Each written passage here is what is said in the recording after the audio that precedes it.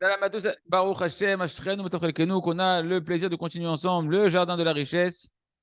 Et on continue ensemble donc à apprendre les clés de la Parnassa. Et le Rav nous dit c'est soit le bonheur, soit la richesse. Pourquoi? Parce qu'en fait, en hébreu, Osher, avec un Aleph, c'est le bonheur. Et Osher, avec un Ain, c'est la richesse. C'est le même mot. D'accord? Et il nous dit en réalité, toutes sortes d'ishtadlout qu'un homme il va faire avec les paris pour gagner de l'argent facile, gagner rapidement de l'argent, des loteries, etc. En réalité, a priori, ça vient refléter un manque de Emouna. Parce que c'est sûr que celui qui commence à jouer à des paris d'argent, il veut gagner une grande somme astronomique d'argent et il pense que son argent. Pourquoi il veut gagner de l'argent? Pourquoi tu veux gagner autant d'argent? Écoutez bien ce qu'on va dire, c'est mamash un fondement pour sortir du mauvais désir de l'argent et surtout se nettoyer de l'impureté qu'il y a dans l'argent. Il pense qu'avec beaucoup d'argent, il va solutionner ses problèmes. C'est pas Hachem qui va solutionner tes problèmes, c'est l'argent qui va solutionner tes problèmes. C'est de la Avodazara. C'est de l'idolâtrie. Tu donnes une force à l'argent, un pouvoir. Mais un homme qui est croyant, il sait que la qualité de sa vie, elle ne dépend pas de combien d'argent il a. L'argent ne fait pas le bonheur, mais il contribue. Non. Un petit peu, pas du tout. Le bonheur dépend de combien je vais mériter de faire la volonté du Créateur. Combien je vais acquérir de Emouna. La seule solution à tous tes problèmes, il n'y en a qu'une seule. Teshuva, se repentir, pas dans la tristesse, dans la joie, dans l'espoir, la prière et la tzedaka. Parce que c'est sûr que si Hachem il a choisi de t'envoyer des souffrances d'un manque de parnassa, parce qu'Hachem il a vu que tu as besoin de passer par là, il n'y a rien qui va t'aider, mon ami. Il n'y a rien qui va t'aider. Même si tu vas gagner une somme d'argent, etc., si tu dois traverser des souffrances qu'Hachem il t'a envoyé, tu vas les traverser. Si tu dois te nettoyer par certaines souffrances et réparer des choses par certaines souffrances, tu vas le faire parce que c'est comme ça que tu vas pouvoir te réparer et arriver à ton bonheur.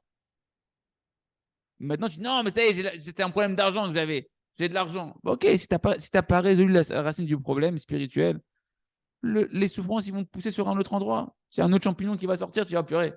J'ai éradiqué ce champignon, il y a un autre champignon qui sort, c'est pas possible. Il va remplacer, ok, tu veux pas les problèmes de Parnassa, t'as trouvé une astuce, allez, c'est pas grave, on va trouver un autre truc, de shalom. Et des fois, ça peut être pire, parce que le bonhomme, il s'entête, il veut pas comprendre les messages d'Hachem. Ah, tu comprends pas comme ça, bon, ok, bon, ouais.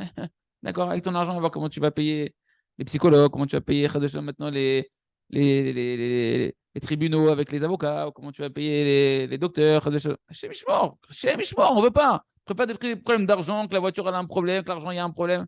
Ne donne pas d'autres problèmes. Ne crois pas que c'est l'argent qui va solutionner ton problème. Il n'y a que la tchouva. La tchouva de savoir qu'il n'y a pas de souffrance sans faute et qu'Hachem il t'aime et qu'Hachem t'envoie des souffrances, c'est pour te ramener vers lui. Tchouva, c'est revenir vers Hachem. Il n'y a que elle qui peut t'aider à sortir des souffrances que tu ressens à l'intérieur de toi. Parce que comme on l'a dit plusieurs fois, ce qu'elle me dit la Gemara, que Rabbi Nachman nous ramène, il n'y a pas de souffrance sans faute. Et ça veut dire quoi?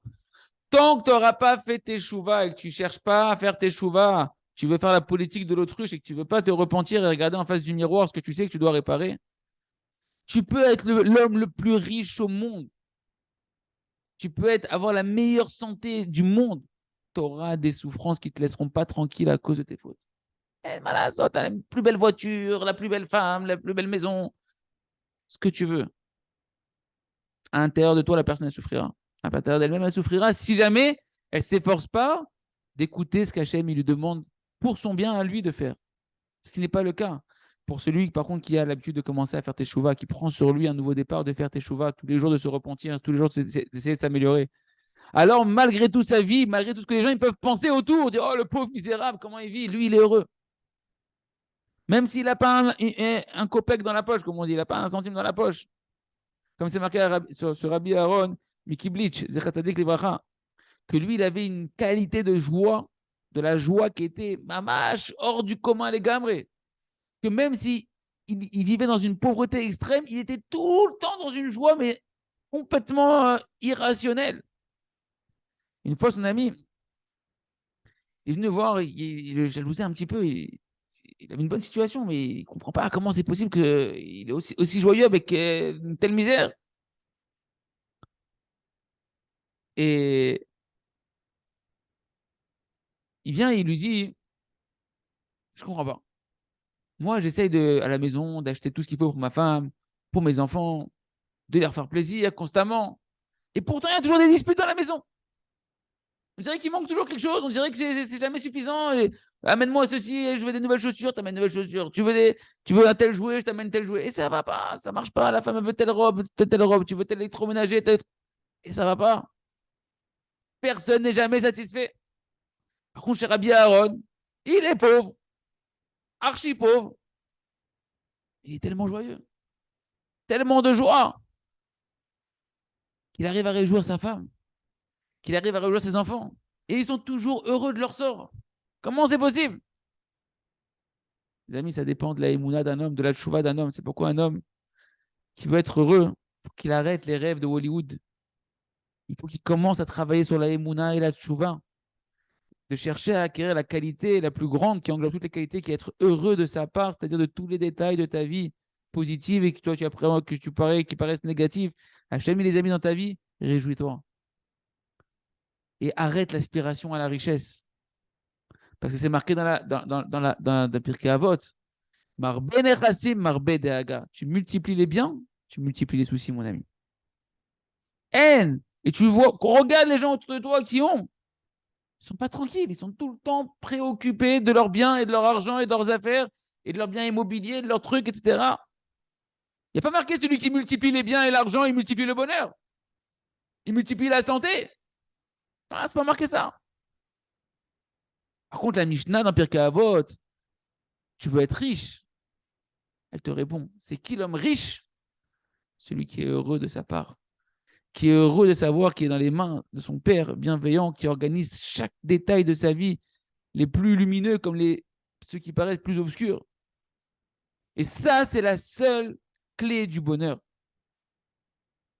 Et ce qui manque malgré tout, eh ben, si tu veux le combler, demande à Kadosh Baruch Hu, en implorant sa miséricorde et sa bonté gratuite, que Kadosh Baruch Hu puisse te donner ce que tu as besoin. Mais tout en restant Bessimcha, tout en étant heureux que tant que tu ne l'as pas, c'est que tu n'en as pas besoin pour l'instant pour faire ta mission.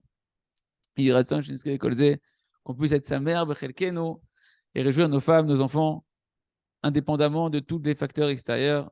Kol